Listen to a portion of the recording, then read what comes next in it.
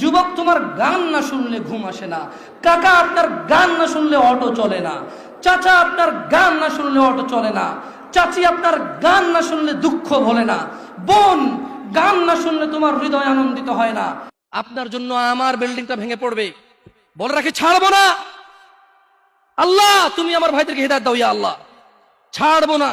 এই যে ভূমিকম্প হলো আপনার গান বাজনা বাজানোর কারণে। মুহাম্মদ সাল্লাল্লাহু আলাইহি ওয়াসাল্লাম কি মিথ্যা কথা বলে? কারা কারা হাত তোলেন তো যে মুহাম্মদ সাল্লাল্লাহু আলাইহি ওয়াসাল্লাম জানে না, মুহাম্মদ সাল্লাল্লাহু আলাইহি ওয়াসাল্লাম জানে না, এরকম কারা কারা স্বীকার করে? আল্লাহ নবী বলেছে, যখন বাদ্যযন্ত্র বেড়ে যাবে, গায়িকারা সম্মুখে এসে নাচবে, তুমি অপেক্ষা করো, পাহাড়গুলো কেঁপে উঠবে, পৃথিবীটা নড়ে উঠবে। জালজালা, ইযা যুলজিলাতিল আরদু জিলজালাহা, যখন পৃথিবী প্রবল কম্পনে প্রকম্পিত হবে। ওয়া আখরাজাতিল আরদু আসকালাহা, যখন এই মাটি তার ভিতরে যা আছে একদম লাথি মেরে বের করে দেবে, লাশ হোক আর যাই হোক, মাটি বলবে যে বের হো, বের হো আমার থেকে, বের হো, আমি তোর আর কাউকে রাখবো না।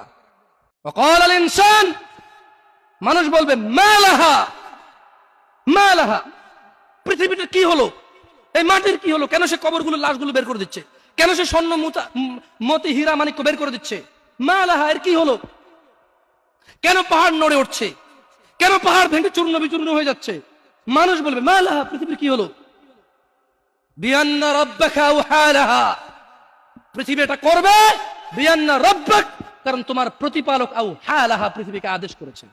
আপনি গান শোনেন, আমি শুনি না, আপনি গান বাজান, আমি বাজাই না। যখন চিটাগং নড়ে উঠলো ভূমিকম্পে, আপনার বাড়ির সাথে আমার বাড়িটাও নড়ছে। বন্ধ করেন এই জুলুম আমাদের উপর। আল্লাহর দিকে তাকিয়ে বন্ধ করেন, আল্লাহর দিকে তাকিয়ে বন্ধ করেন। আপনার বাড়িটা যদি ভেঙে ফেলার এত ইচ্ছা হয়, বুলডোজার এনে ভেঙে ফেলেন, কেউ ধরবে? কেউ জিজ্ঞেস করবে আপনাকে? আপনি গান বাজনা শুনে এভাবে পৃথিবীতে বিপর্যয় নিয়ে আসতেছেন।